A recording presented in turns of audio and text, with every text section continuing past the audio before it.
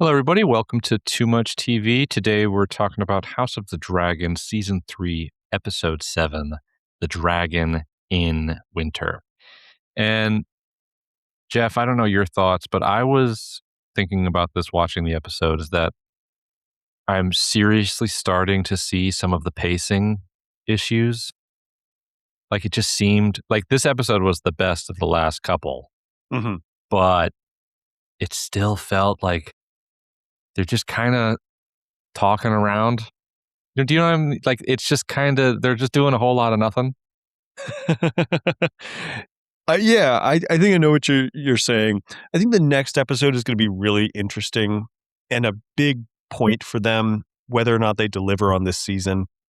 Because you're right, the last few episodes have been a lot of build-up.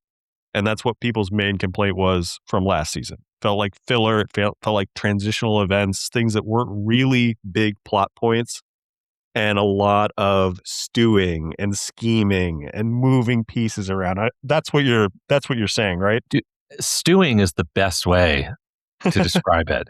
It's like water that's refusing to boil right now. It's just simmering. It's just been simmering, but it's been simmering for like 4 episodes. I don't think I've seen Ormund outside of that room. No, he steps outside briefly, and that's about it. Right? He puts a foot down and then comes back.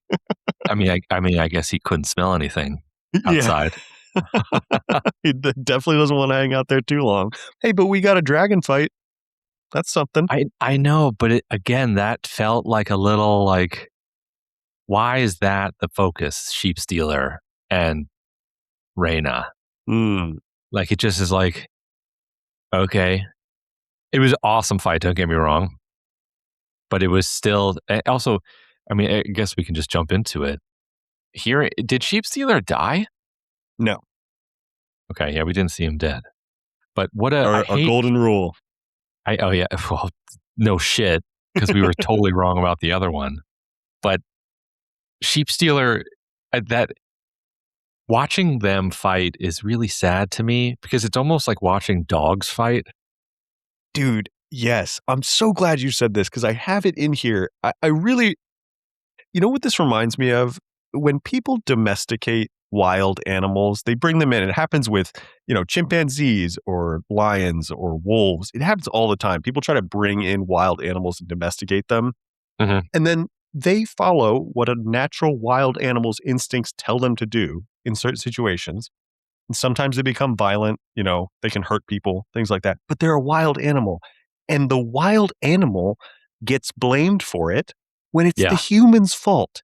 Rhaenyra brought Sheepstealer into their world, into this situation. She didn't know what she was doing. She couldn't control it. And it acted in the way that it does what a dragon does. It did what a dragon does. Its instincts. So it followed its instincts.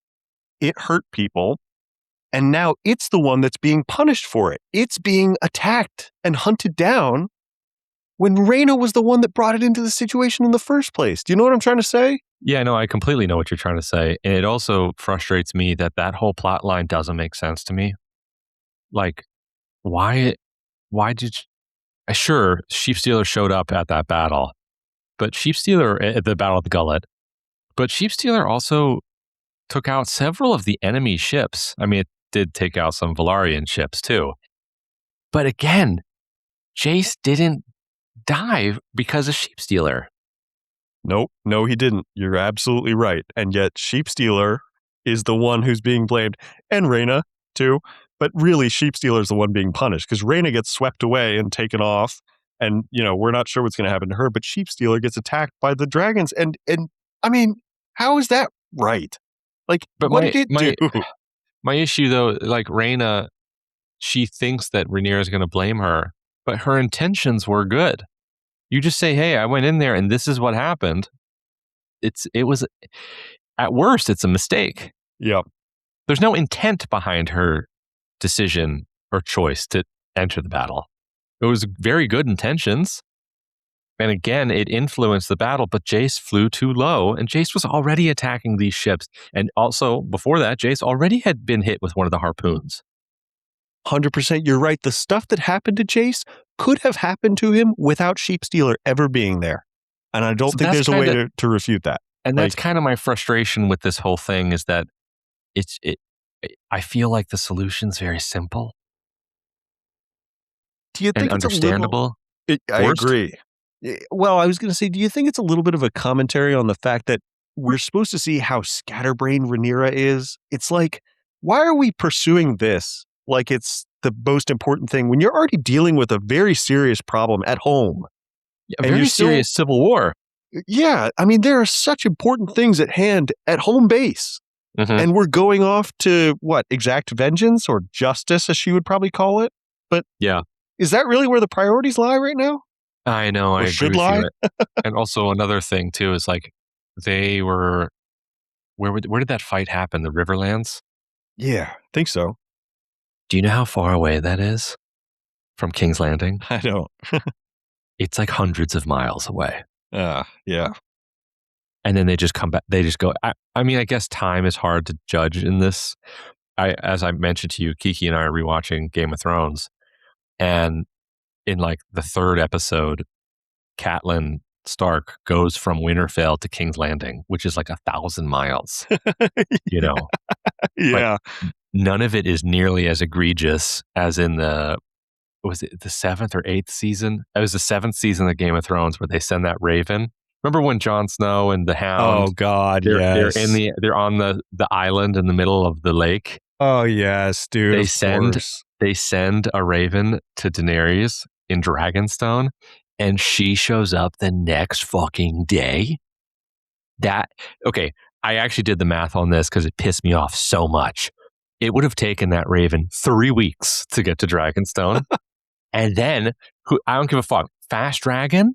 Yeah, whatever. Fast dragon, 2 weeks. It would have taken a month and a half for Daenerys to get there. And she shows up the next day. Oh my They God. That was when I was like, dude, don't treat us so smart. Like Game of Thrones was such a good show to watch because it treated the audience with intelligence. It was very good writing, characters. The world made sense. They gave you these rules to play along with. And it's like, sweet, we're down. And we understood all the rules. And then they just shattered that one. It made me so mad. with Anyway, the I'm with the ranting. cherry on top sprinkled of Gendry Uh-huh. having to run the entire distance back that they had already gotten out there too. So just not only that, not the Raven, you're I right. Like forgot about that part. but They didn't send it. Gendry has to run back first to the wall, which they already spent several episodes getting to where they are. So he has to Mhm. run back, and then your whole it's yeah. Also, write the letter. You just got to shake I your mean, head. I guess that would only take like 30 minutes to write the letter. You know I what, mean, buddy? that'd be It's a all long part of the letter. factor, and it's all just going into the equation that says that makes no sense. Yeah, Gendry, he would have had to have run what, like 100 miles? Yeah, They he were basically 100. They he did were like an Iron Man to get back there and then send the bird. It's like, come on, what are we doing? and then that bird hit Mach 5 Yeah, going all the way back. yeah. Yeah. Anyway, dude, we're Anyway, you're right. completely No, but you're right. spiraling Yeah. out. Fair point. Fair point. Timelines are really hard to judge in the show. But yeah, so I mean, following that plot line, where do you want to go from here? Because we opened the episode on Helaena and Rhaenyra. Let's start we can there backtrack. because Do you wanna- if we're going with Rhaenyra kind of losing it, this is the same thing. yeah, It's also another example of how Rhaenyra doesn't quite understand what a dreamer is. Like she or maybe she's so desperate. Is I that think maybe more what it I is? think you're exactly right. I think a lot of things that we saw with interactions with Rhaenyra in this episode pointed to desperation, Mhm. and she's just really at a low point where she doesn't know where to turn. So she's asking Helaena, what's going to happen with Daemon? What's going to happen with me? Like she just knows, as a dreamer, she expects her, or at least is hoping that she can tell her different parts of the future. Like that's how it works. Yeah, and also with these like dreamers in all of like fantasy, it's always so like unclear. Like Yeah. they even if you know what the prophecy is, the prophecy is going to happen anyway because the the telling of the prophecy itself is part of the prophecy. Yeah. And then that changed. But then the irony is, if they hadn't heard the prophecy wouldn't have come true. It's it's one of my favorite things it's generally fantasy that does this, a little bit of sci-fi, but Yep. it's always hilarious. It's always really clever. But I don't know her little vision she got. I mean, the gray mare at the beginning, that was disconcerting. And I feel like that has some sort of biblical symbolism, like Mm, a horse. I, okay. I I'm not clear. If anyone knows, please tell us because I have no idea. Yeah. Um, but what do you think when the gates opened and it was very bright? What do you think that was? Yeah, I don't man, I really did try to think about because her vision, I mean, she has a few of them in the episode, and I felt like I was going all over the place trying to figure out what some of this could mean. Like, a lot of the times when gates open and there's a bright light like that, it's almost symbolic of like salvation or something like that, right? You know, it's like gates open and the light, but it felt almost like a But off-putting version. the light was orange, and I thought it kind of looked like fire. Yeah, from an analogy, I would use a pretty simple one here, but when they say there's a light at the end of the tunnel, and then Uh the huh. tunnel, it turns out to be a train. It kind of reminds me of that, where it's like Uh you're huh. seeing this like glorious light, like it sort of looked like a hopeful metaphor or something, and then I feel like it's really more ominous than that when when you think about fire. It's like, uh, They've been teasing Helena a lot this season, where it just seems to be getting worse and worse for her. yeah. Yeah, it does, and she has a few different visions that I wanted to ask you about because throughout the episode, we see a couple different, dreams that she has, and the I was gonna ask you if you knew, and don't I not too many spoilers, I but do know you one. know? Because she looked really cool as a dragon rider. Wasn't that wild So to see her on top of the dragon for once? I did like that. So we saw her giving birth, Right. and then we saw her in the dragon pit, and then we saw her on a farm with chickens. Mm. Kiki said something very funny about that scene. She was like, "Dude, Helena just wants to be a trad wife." And I was like, "Yeah." But then the blizzard came in and completely kind of swept through her. I was like, "Is that a White Walker thing? I wonder." It seemed like it, didn't it? It reminded me so much in Game of Thrones when the White Walkers arrive and it's like that wintry mix blows Yeah, through and it just like cuts off all the life and all the light in the picture. Felt like the same exact sort of imagery. completely. Um, I really also liked what Helena said to Rhaenyra. She says, "You have many dragons. Do you not think you have altered?" And it's kind of like the dragons themselves haven't changed Rhaenyra. It's the power that it brings her, right? Mhm. Is that what I was kind of? Yeah. Am, Yeah. am I getting that one right? I think. I think so. Um, but again, I think it is just to emphasize Rhaenyra losing it. Like she's trying to force these visions out of her. And again, like we said, she's desperate. Yeah. Well, she's desperate. And I mean, going off the desperation, she sent Alicent, like we said, off to kill her son. Like she's taking Okay, these crazy can we talk about moves. that real quick? Because Sure. Yeah. I still don't get that one. So Rhaenyra sent Alicent to Aemond to kill him, Yeah, man. and then for what? To like let Helena and her go? I think Is I that the think deal? I think the idea, yes, I think that was the general deal. I'm not even sure, I would have if I was Allison, I would have liked to get that in writing if that was the implication. Because I don't know about the repercussions of that, but I do feel like she's looking for solutions to these different problems and Alicent being close to Aemond, her grand scheme was, Aemond will let his guard down, which, to her credit, she was right. He did. He Of trusted his course. mom Yeah. like most kids would. Yeah. Um, but yeah, I agree. I think in fact, Alicent was not originally supposed to be the one to do it. I think it was the one who was escorting her. The Um, guy. yeah, I think he was supposed to assassinate Aemond. What's funny is that Aemond thwarted that plan without ever detecting Alicent in the first place. Yeah. Dude, let's dig into that whole scene, man, because uh, I am so over the incest at this point, and that scene was so hard to watch. And what I really so okay, I hated it at first, obviously, but then as it went on, I'm like, oh, this is clearly Alys.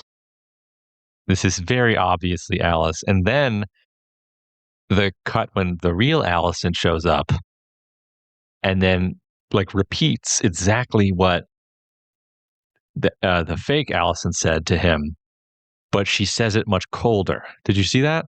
I did, and you can actually watch it on his face wash over him as he's comparing the vision with the actual reality, and it doesn't live up to the standards of his vision. Dude, he has a massive Oedipus complex, man. Like he has a weird thing with his mom. Yeah, did you think that that was what Alys was saying when she said, "Oh, you Targaryen boys all want the same thing"? Do you think that's the comment she was making? No, I think that's uh her reference to Daemon, that they all want the power and the glory. I think that's what she was referencing. But Interesting. then again, Daemon mentions in the episode that his mom died young, or his mom died when he was 3. Yeah, right. And if you also think back to season 2, there's the scene when Daemon is in Harrenhal where he has a sex scene with his mom in his visions. Shit, dude, I haven't. I need to rewatch season 2 then. So all I was thinking was it's really weird to me that the conversation, the line that I'm talking about, followed when Aemond was defending Alicent staying there. So Mhm. Aemond is telling Alys, "I want my mom Alicent to stay here." Alys is kind of arguing for her not to be there. And then when she's giving up on the argument, um, she says, "Oh, you Targaryen boys all want the same thing," and kind of rolls her eyes. And it's like, oh, so does Alys have the power to kind of tap into their mind? Is that how she does the vision thing? Yeah, potentially. I think so. I mean, again, I don't really get Alice. I also don't really get what Alice and Aemond are doing. I know they have like a plan, but they never actually say what the plan is. I mean, I guess it's to rule Harrenhal, right? And then, I think well, yeah, so. Aemon wants to make Harrenhal his seat, Right. and I don't know, man. I think just I'm Harrenhal's a cool place. Like, it's a really neat castle, but Yeah, I think like we I'm all just are. it's the same shit.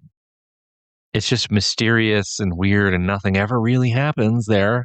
They're Yeah. just kind of weirdly talking around this empty place I think it's the funny whole that time.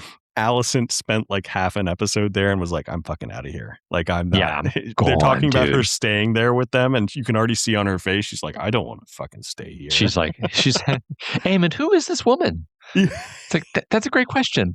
Yeah, That's a it great was question. it was like the most awkward 3-person family dinner of all time Oh yeah, as they're oh holding yeah, hands and stuff. It's like, what the heck is and that? it's just like what? I don't know, dude. I wonder how they're going to finish that for the finale. I really don't think anything is going to happen Yeah. because I mean the event that I know that does happen there is so obviously going to happen in season 4. Mm. And I really wonder if it's going to be the like in this season, the Battle of the Gullet being the first episode. I Mhm. really wonder if that's going to be the first episode of season 4. I don't know. I don't know. Um, Well, let's you and I get the heck out of there because I don't want to talk about it any more than we have to. let's go. Darren Ormond Corliss. Yeah, I don't know if you noticed this part, but at the end of their little conversation, Ormond holds up the knife. He's like, "Oh, Lord Corliss, before you go," and of that's course. the knife to cut off the Yeah. finger Oh, that yeah. he gives to Alyn It later. was perfect. It was perfect. Yeah. Ormond, dude, Ormond's so funny, man. I'm starting to think he's the smartest one of them all, though. Yeah, buddy, I wasn't as far along with you in the beginning, but I'll tell you, in these last few episodes, and really this last one specifically, I've got to say, Ormond is playing a great game. Ormond Very impressive. is Ormond is reminding me of watching characters like Tywin Lannister from Game of Thrones, or even Otto Yeah, Hightower from this one. He's just playing a darn good game. He's moving the yeah. pieces well. He's saying a lot of the right stuff. He I gets mean, people. he knows how to tap into people's wants and needs and the grievances they have. Like a mastermind. And his political, he's very politically savvy because of what he's doing in King's Landing. Like he understands that, and we talked about this, I think, a couple episodes ago. He understands that if Rhaenyra loses the people, it's over for her. He doesn't even have to do it. He just has to make the people of King's Landing suffer so much that, I mean, it's brutal, and like hundreds of people are dying, or dozens of people are dying, but it's eventually going to get him what he needs to do. And in the grand scheme of things, that's what he thinks he has to do. I mean, it's brilliant. It's absolutely brilliant. I mean, just to cut to the end with Ulf. I have a note here. What does he say? Well, he basically says that Ulf is their tool, and he's not a tool. But then I'm like, oh, dude, you're just using Ulf the exact same way, but you're tricking him into believing that it's true. Right. He's a fantastic manipulator. He, to me, in the scene that we were talking about, he almost even gets through to Corlys because he's starting to poke and prod at things that Corlys thinks about the Targaryens. So he's even able to tap into somebody who's been pretty loyal to that house for a long time. The only misstep he makes in the entire sort of dance that they're going through is he talks about Rhaenys, which I think that's where he lost ended Corlys. All too predictably. Yeah, I think that was the only misstep because I think he was actually getting through to Corlys a little bit there. You can watch Corlys kind of start to argue, and then he doesn't actually say anything. He just kind of sinks back into his chair, and it's like he's kind of thinking over what Ormond is saying, and he's probably finding some truth in it. Yeah, I completely agree, and I wonder if Ormond, but I think Ormond doesn't understand. He understands people logically, and that sort of manipulation, but I don't think he quite understands like love or marriage. I think you're right. And it's kind of telling that we haven't seen Ormond with any kind of significant other, any kind of partner. And so it's like he can move through this political realm so well. But the one misstep he makes is he misjudges how much love matters to someone like Corlys and how much Rhaenys would matter to him still to this day. Dead wife. Right. It's incredibly powerful. Yeah. It is interesting that he doesn't understand that at all. Yeah. I don't think. And that is probably his one weakness, I'd say. One more interesting thing that I wanted to ask you about from that scene. Did you see Darren tried to talk for a second?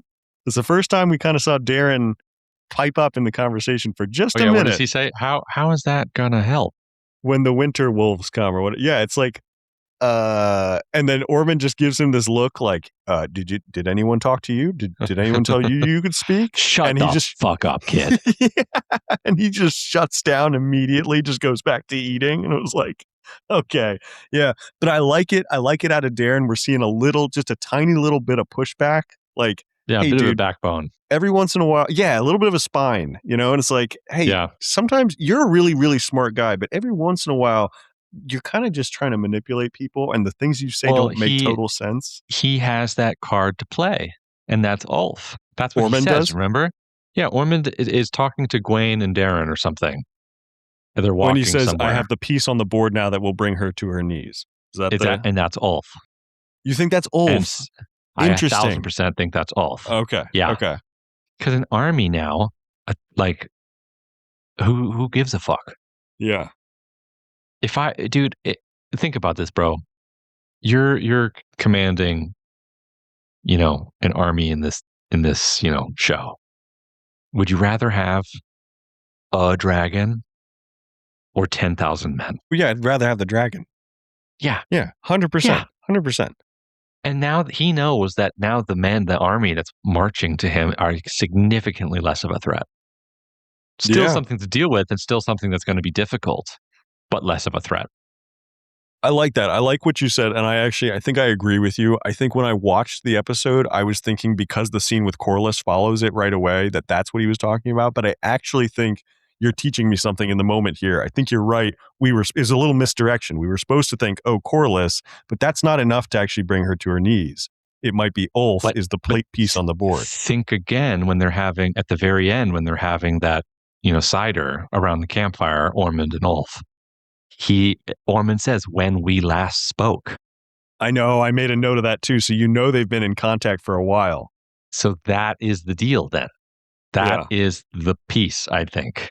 Also probably, I think you're right. I think it is specifically misleading so that we think it's the sabotage of the Valyrian men in King's Landing. So I think that's absolutely a part of it. Also, let's talk about the psychological warfare of sending the finger to Alyn. Oh, man, that was tough to watch. I felt so Genius. bad for Alyn. It was genius, but man, you could see it on Alyn's face. It's like that. I love Alyn. I love Alyn, but I will admit the Alyn, Adam, Baela plotline is garbage. It's just really cringy. I don't know. It's hard to watch. It makes sense. Yeah. It came out of nowhere. It felt like we got that Baela and Adam scene kind of just to watch a piece of awkward, cringeworthy television. It just didn't. It was like, wait, okay, so yeah, of course he doesn't understand what you're talking about, that you are, romantically involved with his brother, because everything else in the show has pointed to the two of you being together. I don't blame the guy for being confused when I'm pretty sure the rest of the audience is confused too.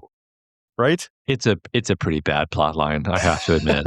And the problem is I'm just not invested in it, but they didn't earn any investment. Yeah. There was one scene like 2 episodes ago with Adam flirting with her a little bit. Like just a little bit. It was a little playful, a little bit. I'm like, oh, okay. Like the one, we made a clip of it. Like they're going to bang. That's where we think this is going. And then the next episode, and I'm not kidding, I think it maybe took 45 seconds for Baela to then express her interest in Alyn. And then, go for it. Act on it very quickly. Yeah. Yeah. And then it's like, what? I don't think I've actually seen them talk to each other before that scene. No, I think they just made out. I don't think they've spoken other than that. I think it was just like, exactly. Hey. So it's just like, what? Like, was she tired and didn't understand her? It was just like, what? Like, dude. I don't care about that one. Okay. All right. It's just frustrating is what I'm trying to say. I gotcha. No, and I hear you. I'm with you. It is frustrating because it doesn't seem like it makes a ton of sense. It leads into a more important plot line that we started the show with, right? Because we see they're hunting for Vhagar, and then they see Sheepstealer, right? Yeah. Okay. So can we go a little bit more in depth into the whole thing that plays out here? Because we said it in the beginning of the show. It does feel like, why is this with the priority here? We're devoting 3 dragons to go hunt this down. But I wanted to talk to you before they start the battle, before the conflict actually starts. There's a moment between Daemon and Rhaenyra that I thought was one of the best moments of the episode that got interrupted beforehand, because they're actually having a really nice conversation, and it's a side of Daemon that you don't see very often. Do you know what I'm talking about? A vulnerable side? Yeah, I don't know or if he says, I didn't have a dragon either when I was young. I don't think we've ever heard Daemon talk like that before. I don't think we've ever heard Daemon as a kid. No, it's definitely not from him. Not talk about his childhood and being sort of vulnerable like that, saying he didn't have a rider when he was hurt. It was like, wow, Daemon actually sees a little bit of himself in Rhaenyra. I mean, again, another massive parallel to Aemond. Right. It's that's why I think that they're so similar. Is a part of that. Late bloomers. Second son, and having to deal with all of the implications. Yeah, I mean, dude, if they had been able to go through with the plot that he's saying, he says, all right, I'll go help you. I'll help you find Vhagar and kill him or kill her. Yeah. That might have actually worked. We were going towards what I think would have been a pretty solid solution. And it got interrupted, of course, with the timing of everyone else showing up. But man, I wanted to talk about that for a moment, because I really liked seeing that side of Daemon for a second. When and you know what? Daemon, for the first time that I can remember, admitted, other than, stuff with Rhaenyra, he was like, I should have done better as a dad. He said it to Rhaenyra. It's like, Wow. Well, he said please this episode twice, which was pretty rare from him, considering he told the Lady of the Vale, please. And then when he goes to apologize to Rhaenyra later, he also says please. To not to jump away here, but like, why do you think Rhaenyra kept her servant with her when Daemon entered in? Because I wonder if that's going to be like a that news, that conversation between the two of them is now going to be spilled. So something that should have been deeply private could now be made public. I mean, I wonder if there's anything super incriminating in there. Yeah. No, I think you're right. It kind of reminds me of, for going back to sort of like the metaphors or the analogies in the show, when they have the people who tend to them, like the girl who looks after her and Yeah. what is she called? Like a maid Like, of some kind, yeah, handmaiden. hand servants. Yeah. They, those people are sent away a lot of the time when you see private moments between the big characters of the show. This one, of course, Daemon and Rhaenyra, they're husband and wife. So a lot of the Yeah. time, people in that role are sent away because you're going to have private conversations. I feel like this was, making it clear. All right, there's a rift between us. There's some distance right now between us because you've now Yeah. lied to me, and it was a pretty severe lie. And the dumb part is it shouldn't have even happened, because if they had talked No. this thing out, like we said in the beginning of the episode, a lot of this would have made way more sense. But the problem is Daemon lied after giving a pretty convincing lie too, and one that was very important to Rhaenyra. I mean, had some real emotional impact. And so I felt Yeah. like that scene was symbolic of the fact that, okay, I don't want my handmaiden going away because I don't trust you. I don't want you You in think this intimate setting. it's like a sign to him, I don't Yes, really trust you right now, and you need to earn this back a little exactly. bit. Exactly. That's a really good. I like that. I mean, but you're right also that I don't know. I mean, I don't know how much she should be trusting her network of people who help right now. Like, Yeah, dude. there, And then oh, when anyone could be a spy and you don't know who's, passing information to who. I mean, keeping anyone around right now for private conversations is a tough well, situation. if we move on to the information queen, the white worm, Of course. that conversation, I mean, I think sometimes I hear some conversations in this show and I'm like, this seems pretty like slammed in here, like brute force. Like the one in front of the throne where the lady is like, "You've changed. You're Mm, different. hmm You don't think about us anymore." I'm like, she hasn't done anything. Like she's giving you a huge opportunity to say, "Hey, talk to me. I'll talk to the queen. Why are you getting mad at me now?" But what they were doing was they're trying to tell her the white worm, with these highborns, once a whore, always a whore. And then she kind of is like, she uses that with Rhaenyra. She seduces her. I thought that was pretty clever hmm and fun, but again, out of nowhere, but very interesting that she then is like, okay, well, if I'm gonna be a whore, I'm gonna use my power here I'm to going to seduce lean the into queen. it big time. Yeah, Yeah. big time lean into it because I mean, think about that old lady on the council who is going to go back to Harrenhal a couple episodes ago. She was talking to Manderley. It's like, oh, there's the bastard, there's the whore. hmm It's like, oh, and that's just reinforcing this whole idea. Yeah. Yeah. I think Mysaria is one of the smarter characters in the show. And it's very funny that she quickly picks up on how desperate Rhaenyra is in the scene. You can almost watch it like process in her head as Yeah, Rhaenyra starts off, you know, kind of in a combative mood. She's yelling at her. And then it becomes very clear how low Rhaenyra is. And she really is just seeking validation and yeah, reassurance. And honey in the ear. yeah, she goes from basically criticizing Mysaria for what she's been doing into immediately falling right back into it, right? I mean, just immediately falling right back into exactly what she's protesting before. Yeah, and dude, Rhaenyra then also like, or the white. What's her name again? Mysaria? Mysaria. literally gets on top of her. Yeah. Also signifying, hey, I have the power in this situation right now. Exactly. It was very good. Yeah, I thought that was very good. It reminds me a little bit of, do you remember watching the Red Witch and Stannis in Game of Thrones? Yeah. When Yeah. in the speech Mysaria gives when she's like, "You will be queen for years after this, and your children will rule." It's Same like, thing, dude. and then she fucks her, and it's like, oh, that's this. I've seen this playbook before. Like, Yeah. oh yeah, you're going to be in power. Everything will be great for you, and let's have sex. Like, It's great amazing. playbook. It's amazing what a woman can get when they realize that if they just sleep with the guy, she can get whatever she wants. Yeah. And I don't think that's ever changed. And I don't think that will ever change. Yeah, yeah. I think Mysaria she's using the tools that she has very well. I think she's very smart. She knows, just like how we're praising Ormund, Mysaria knows how to play the game very well.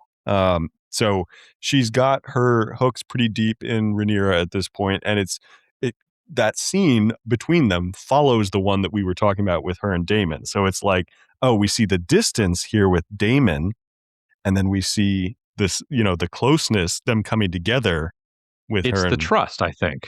Yeah. She sends Daemon away. Right. If I can ask you just one last thing as we kind of wrap up those scenes. Another thing that Rhaenyra says when she's yelling in the beginning, when she's talking to Mysaria, is she says, "And what has it got me?" She's sort of followed the advice of, the White Worm and some of these people on the council, and she's pushing away Daemon. And then she actually says, "But what has it got me? Like following my father's footsteps, what has it got me? The people hate me." She says it basically sarcastically, the favor of the people, all this stuff hasn't played out. So why is she going back to it? I think because it's comfortable. Yeah. And also, I also just don't think that Rhaenyra has the nerve to do what Daemon wants to do. Yeah. I just don't think she has it in her. Look at how she killed Otto. Yeah, look how hard that was for her. Mm-hmm. That was one person. Yeah. I mean, to be fair, she did it herself. But that was one person. Yeah. In order to truly get the power that she needs, she has to do the scorched earth thing. And she's just not, she wants to do both. Yeah. She wants all the power and she wants everyone to be happy. And in attempting to do both, she will get none. Yeah, man, it is tough to watch someone who recognizes their own flaws and maybe the flaws in their logic or the practices that they've been going through, and then they just immediately fall back into the thing that they're criticizing themselves for. It's like, what? Yeah. This is a tiresome pattern to watch. But yeah. Well, let's finish up here with the other king, Aegon.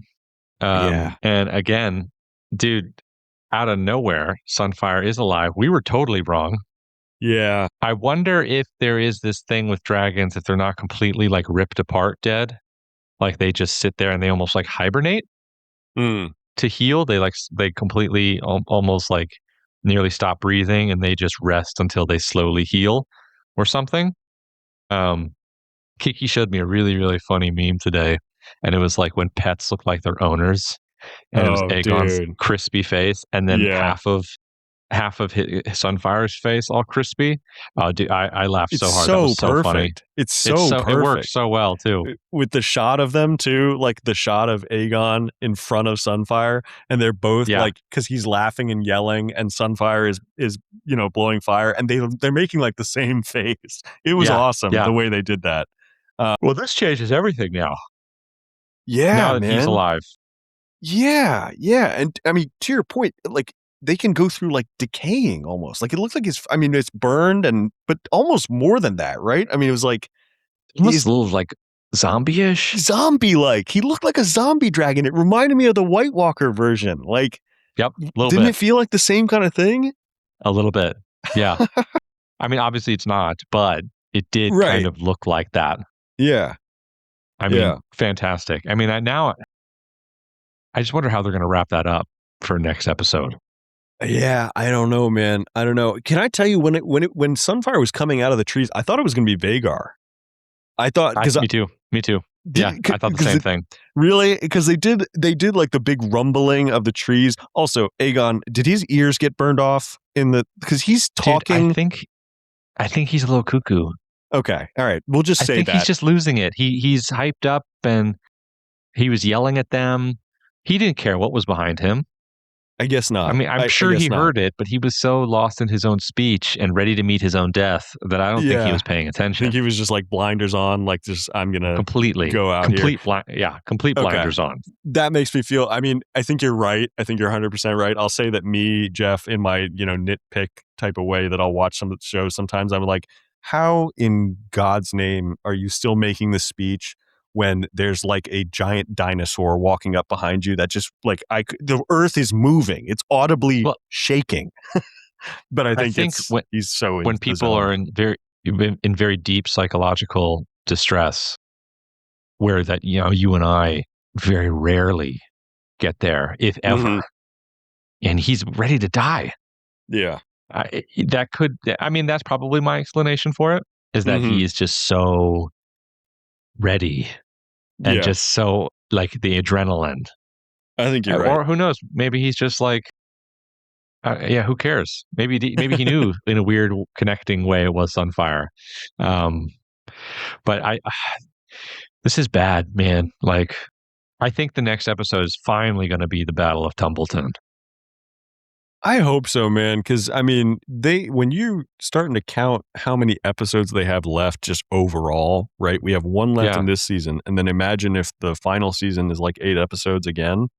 You can start to count on just 2 hands how many episodes of this entire show we have left.